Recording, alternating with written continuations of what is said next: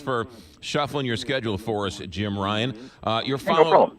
following this Texas National Guard story, and the National Guard's headed to the border. What's going on?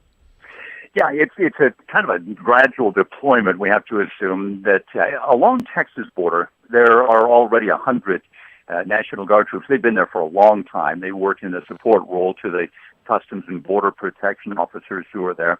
This extra 150 will back them up as well. Same story for Arizona.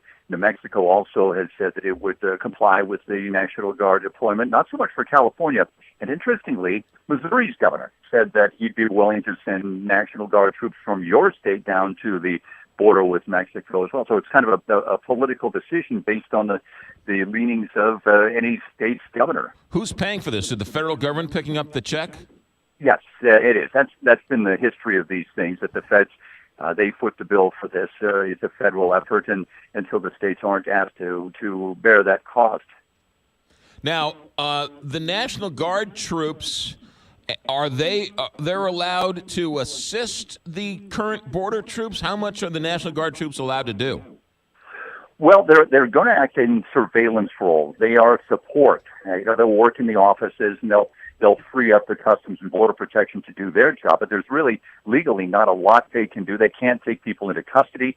If some National Guardsman is standing there and watches someone come across the river or across the border in Arizona or one of the other states, they can't even walk up and ask them what they're doing here, whether they're here legally or not. They have to contact law enforcement or customs agents immediately. So that's kind of their role here. It's truly a support role. They can be armed, but only for self-defense, McGraw. How long? Do we know how long they're being deployed for? Kind of an open-ended deployment at this point. As you've heard, the president wants to send as many as 4,000 National Guard troops to the border, the U.S.-Mexico border. So far, the 300 have been formally deployed from Arizona, from Texas. The numbers will undoubtedly ramp up. But at some point, you're right, there'll have to be some kind of a shift change or a rotation to get new people down to the border. President Trump and President Obama both sent troops to the border in this fashion at some point, did they not? Yeah, George W. Bush did, yes, and President Obama as well. Numbers in the thousands under the Trump and under the George W. Bush administration. So it's not a new thing.